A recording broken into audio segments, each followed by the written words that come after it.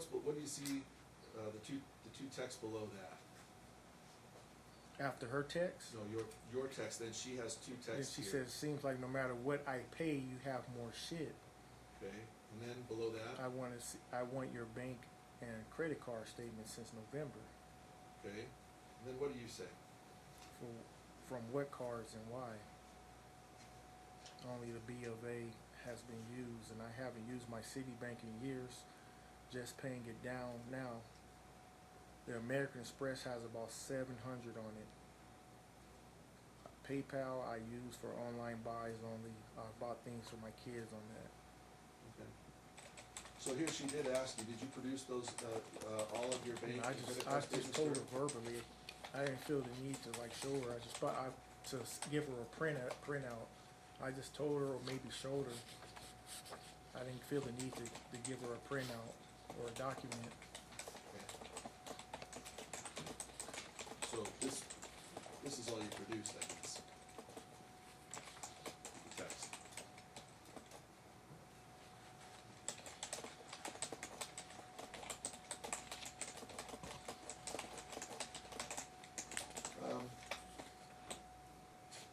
In June of 2018, did you have a communication with Lindsay about her being on the deed? I did. And did she come to you? She came to me. Was she Yes, upset? she did. Was she upset? She asked me, was she on the deed? I said, I called Wells Fargo to see if she was, and they told me she wasn't. And that was it. She was upset after she found out she wasn't. Okay, so Yeah. is that the first you learned as well, that she wasn't on the deed? To my knowledge, that was so far in the back of my mind, I wasn't thinking about nothing like that. Did that surprise you, that she was not on the deed? Well, we were discussing divorce at that point, so I'm like, whatever, the house is gonna have to go up for sale, and, you take whatever belongs to you, and I'll take whatever, and then that'll be it. Prior to purchasing the home, when you discussed purchasing the home with her and making the investment, did she tell you that she wanted to be on the deed, that was important? Did you have that conversation with her? I never said I didn't want her on a deed. It never really was a big topic about any deed. You didn't discuss that with her It before? wasn't, the house belonged to both of us. That was my knowledge that this is our house. This is a house we produced for the marriage. Okay. I was never one time saying I'm gonna run off with the house and run off with your money. The money that you put involved into the marriage. You looked at that as her money then? Well, it became both of our money. I have no further questions. Your Honor, I would ask, is it your intention that we give closing arguments today? If I passed from doing a redirect and we went into it, would we be able to do a closing argument? Do it today? If you do it now. Okay. Then I've got no further questions for Bobby. Okay. Okay, you can sit down. Sir, you can sit down. No further witnesses. Mr. Jennings, did you want to admit 0079? Yes, please. Which document is that? It's in Exhibit 6? Everything's in Exhibit 6. I know. We should have just admitted the whole thing. Was this proposed to be added as an exhibit? I think he tried, but I interrupted. Okay, I mean, I would object because it was entered in only through talking to Bobby about it. It wasn't presented to any other witness. It was only presented through Bobby, and this is a text message or conversation which Bobby doesn't participate.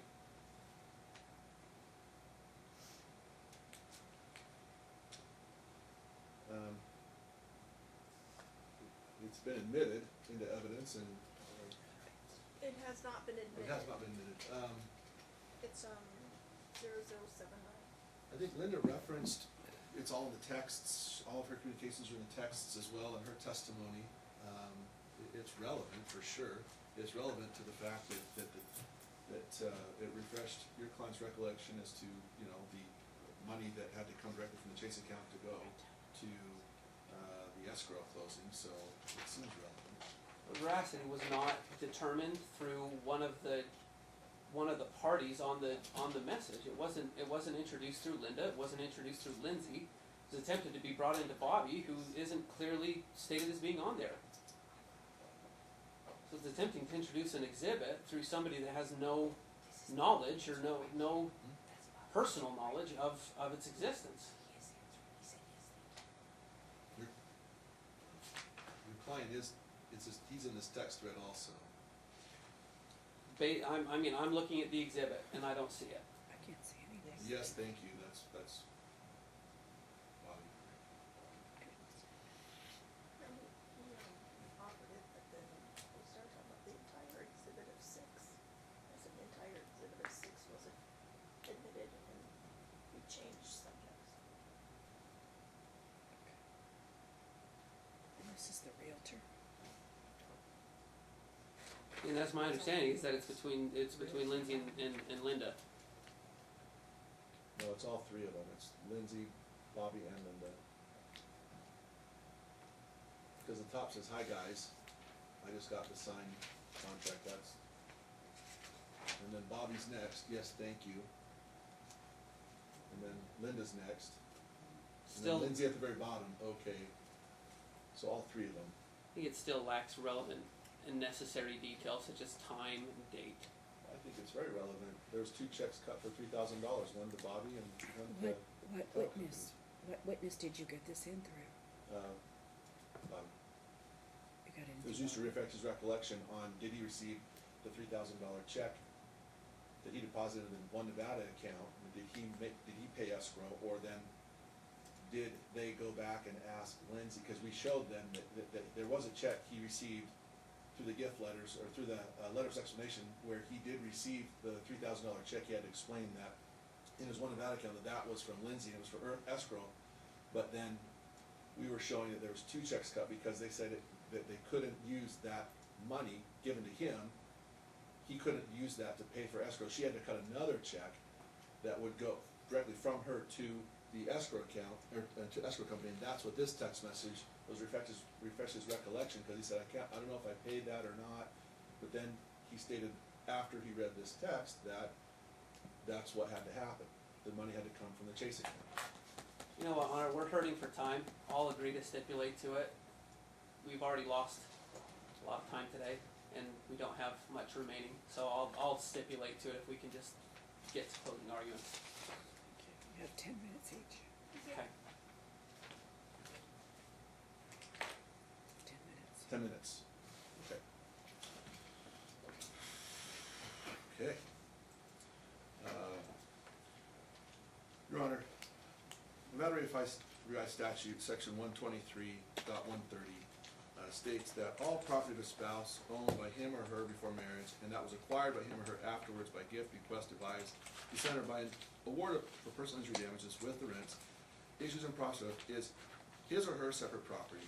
We've established in this case that the plaintiff had sole and separate property in excess of $100,000 in her Chase account, and she also had approximately $26,100 of cash in her safe. That was her sole and separate property.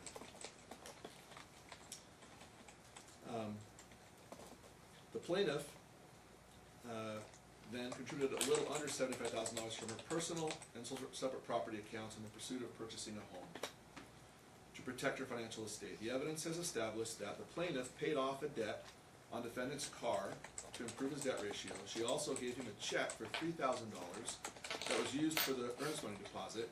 The parties then learned that the $3,000 check was to come directly from Lindsay's account to the escrow title company, so a few days later she issued another check to the escrow title company directly for the earnest money deposit. The defendant never paid the $3,000 he received inadvertently back to the plaintiff.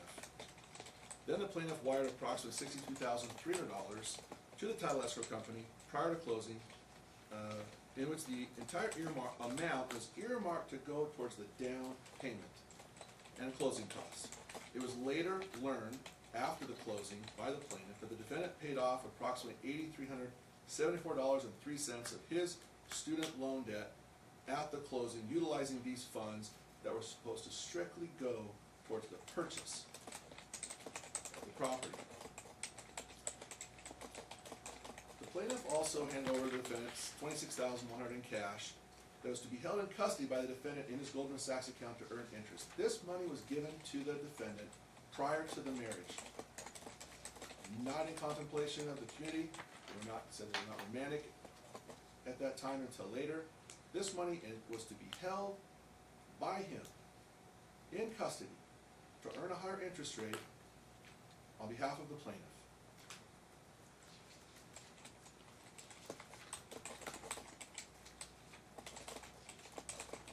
By using his American Express card, there was no way for the plaintiff to know that he was actually spending her money. In fact, she believed that he was spending his own money on his American Express card.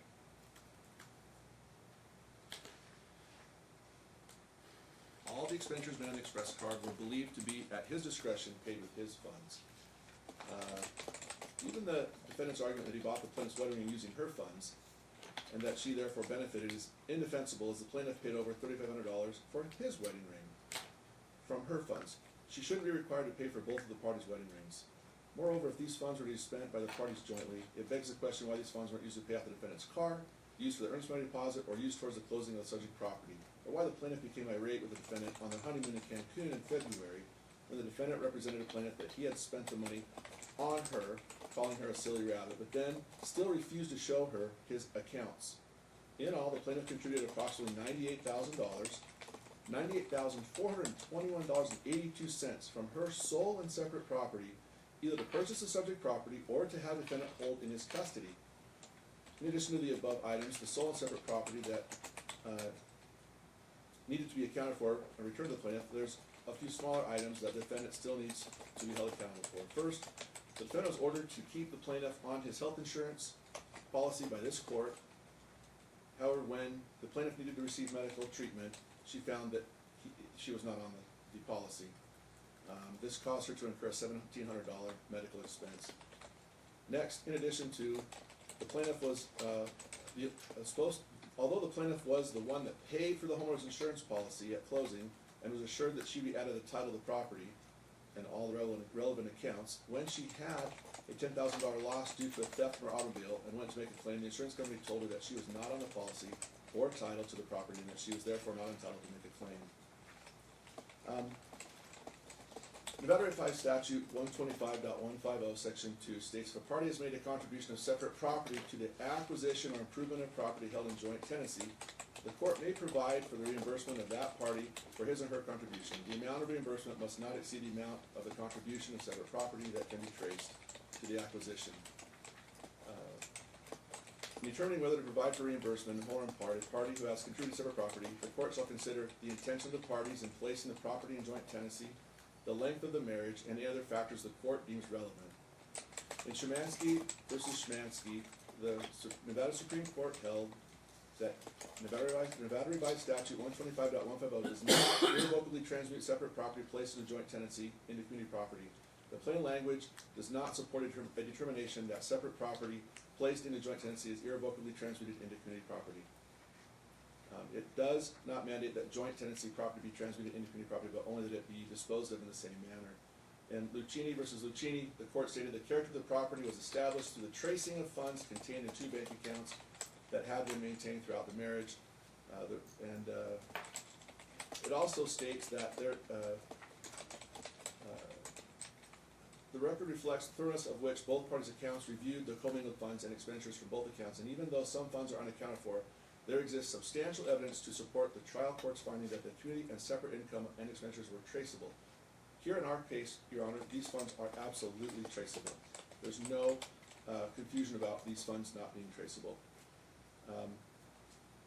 Next, in Graham versus Graham, the court stated, a transfer of title from husband to wife creates a presumption of a gift. However, this presumption can be rebutted by clear and convincing evidence.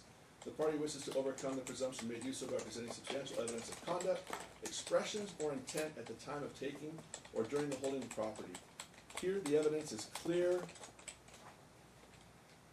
The evidence has been presented in this case is clear and convincing that the plaintiff contributed her sole and separate property in the acquisition of the marital estate, and that she intended for the sole and separate property contributed to remain separate. From the early discussions with the defendant before their marriage related to protecting her funds by purchasing the real property, to communications with the realtor regarding her ability to review the closing documents before she wired the funds and signed the quitclaim deed at closing, to her overt actions of drafting an agreement, identifying her contribution, and getting defendant to agree to reimburse her the same upon the parties' divorce, and asking the defendant to sign said agreement prior to closing the transaction. This shows the intent of the plaintiff to maintain her contributed funds as sole and separate. In addition, it is also clear by the evidence that the plaintiff wanted to cancel the transaction until she was only willing to consider going forward, and that she was only willing to consider going forward after she could review the closing documents and to make sure that she would be entitled to the property to protect her interests. The plaintiff has testified extensively that the quitclaim deed was forged, which circumvented the stopgap she had thought was in place to ensure the property contribution was protected. Moreover, the party's real estate agent has confirmed that the plaintiff was not present during the signing and that she believed that both parties would be on the deed. The conduct of the parties and their intent in purchasing the marital residence is sufficient to rebut the presumption of any joint tenancy in the marital residence. There was no gift from plaintiff to defendant because the quitclaim deed was forged. Therefore, in addition, the intent by the agreement is clear.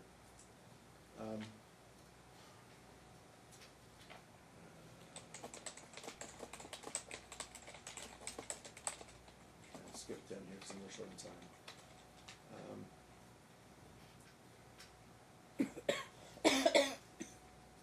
Next, interpreting a contract, the court must effectuate the intent of the parties, which may be determined in light of surrounding circumstances if it's not clear from the contract itself. Here, the parties in this matter both produced two separate letter of agreements, one signed by each party and both dates January 17, 2018. The relevant provisions regarding the parties' distribution of assets and debts in agreement signed by Bobby states if divorce takes place, $75,000 is returned to Lindsay Ante, and the remaining equity will be split 50-50.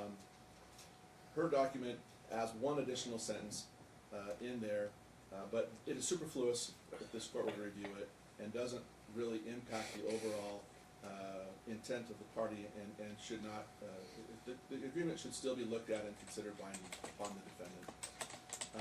It's undisputed that the parties agreed that if the divorce takes place, $75,000 is returned to Lindsay, and the remaining equity will be split 50-50.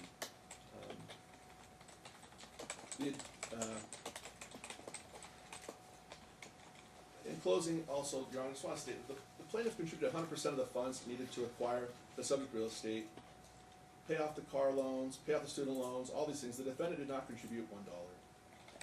And the plaintiff's contribution was not de minimis. Over $70,000 is not an immaterial contribution for real estate transaction in Clark County, especially when considering the percent the contribution constituted of the plaintiff's total estate prior to the marriage. These facts are even more significant when one takes into consideration that the plaintiff was only able to actually live in the home for a few months prior to filing for divorce. Therefore, to allow the defendant a complete windfall when he did not contribute any of his own funds in the acquisition of the property, and at the same time observing his behavior and kicking the plaintiff out of the home so she could not live there, and renting out the rooms to tenants and keeping the proceeds, would be highly inequitable and constitute a manifest injustice to the plaintiff. Thank you.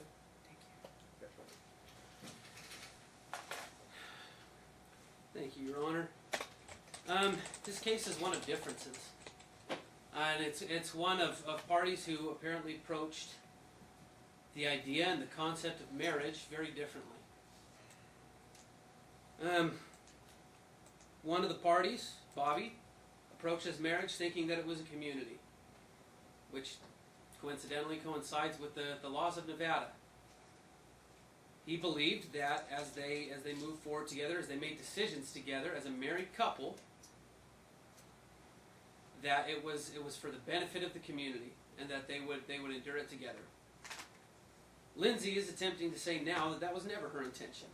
That it was always her intention that everything of hers remained separate, that it never touched Bobby, or I guess involve him in any specific or real way.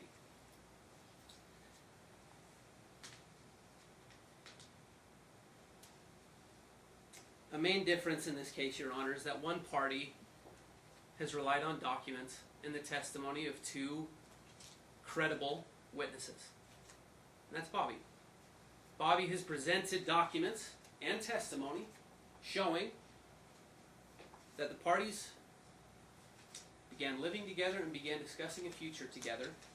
They got married, and shortly after they got married, they got put onto a joint, or the plaintiff added Bobby to her account as a joint tenant, as a joint account. Schmansky v. Schmansky is very clear that separate property placed into joint tenancy is presumed to be a gift to the community unless overcome by clear and convincing evidence.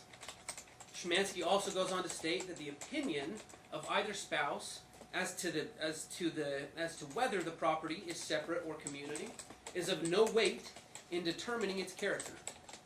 Essentially, the court has looked and said transmutation, what determines if transmutation has occurred is whether there has been some sort of action that shows an intent to transmute by the nature of the property. And that's from Stock Growers and Rancher Bank v. Milicic. Plaintiff took that action and took an action that showed an intent to place something into joint tenancy, which he did with these funds. Every fund that went towards this house came from an account that was in joint tenancy at the time. NRS 100 clearly states that if an account is intended to be held in joint tenancy, the account or proceeds from the account are owned by the persons named. Her very act of placing him onto these accounts was, as Schmansky anticipates, a gift to the community to be overcome only by clear and convincing evidence that wasn't the intention at the time. They haven't done it. They haven't reached that high bar of clear and convincing evidence. Another issue that requires clear and convincing evidence, Your Honor, is an accusation of fraud. The plaintiff has, throughout this case, very clear in police statements and otherwise, she has argued and put forth that my client fraudulently took her out of this sale, that he took her out of this purchase. The testimony and the documents show that that's not the case. Lindsay was a full and willing participant in the decision the community made, again, after the marriage, to pay off the debt remaining on the car. Again, a decision to sell the car that was made by the community. The community made the decision to pay off the student loans. They made the decision to pay off these other things that were necessary in order to purchase the house that the community wanted.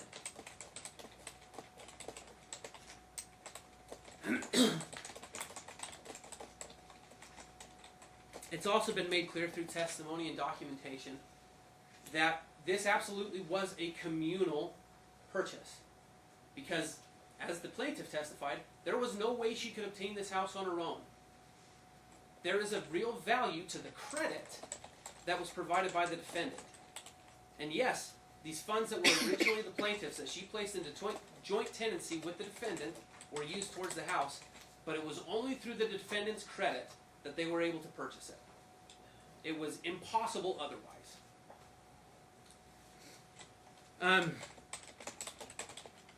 We talked about how the parties view this as being, view the community and view marriage differently. In no way has the plaintiff come close to showing that this $26,000 that they accused my defendant of essentially stealing and using for his own personal purpose, they haven't showed even remotely that it wasn't used for community expenses. My clients provided documents that are in evidence that show the parties incurring great expense beyond just the wedding ring. I mean, let's talk about the wedding ring for a quick second. My client had $13,000 in his account before the marriage. The wedding ring cost $8,000. Yes, the plaintiff gave the defendant funds to put into the account, but there was still enough funds there to cover the purchase of the wedding ring. And so to claim that it was the defendant or the plaintiff's own money that was paying for it, it's ludicrous. Money's fungible. It was my client's funds that paid for the wedding ring.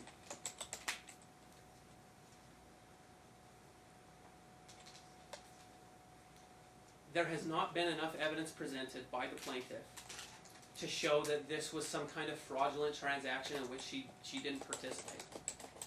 She had full participation, Your Honor. She signed the gift letters, she signed a quitclaim deed, which again, they're trying to claim was fraud. They haven't come close to meeting the clear and convincing evidence burden to show that it was fraud. As to the letters of agreement, a contract is no contract if it's brought about coercively, and there's no contract if there's never a firm meeting of the minds. At no point has a letter of agreement been produced that contains the same language and a signature by both parties. To say nothing of the fact that this essentially post-nuptial agreement was sent to my client while he was sitting at the title office when he already testified he had to leave after a short period of time to go to work.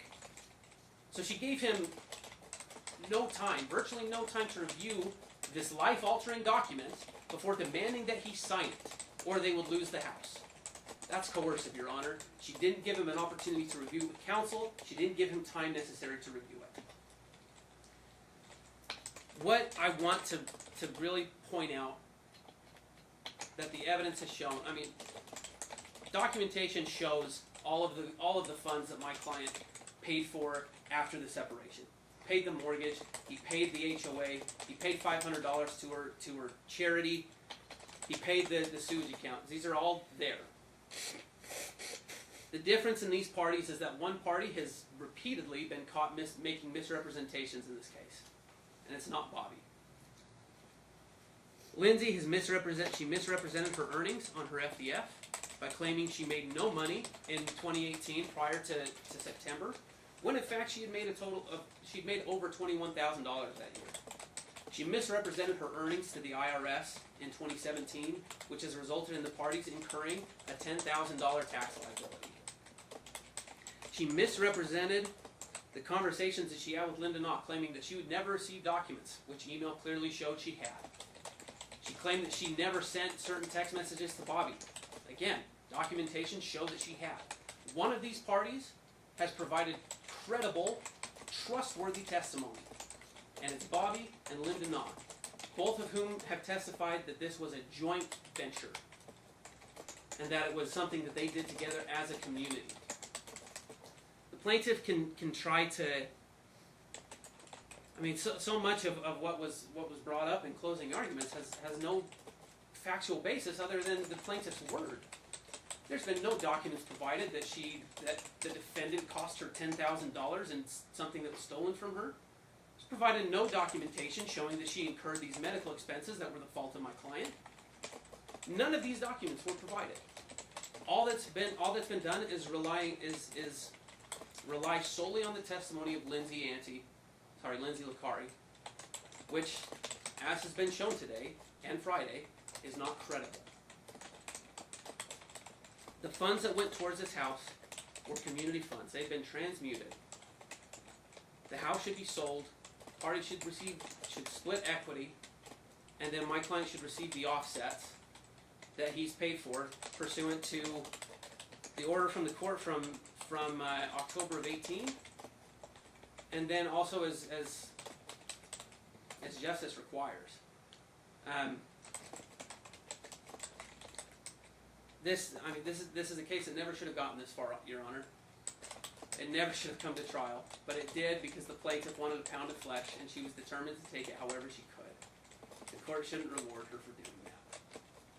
Thank you.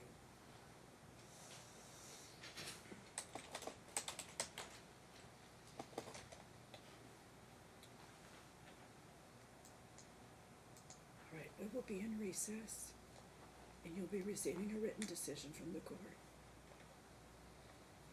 Thank you, counsel. You know when we can expect that decision, Your Honor? As soon as I'm able. As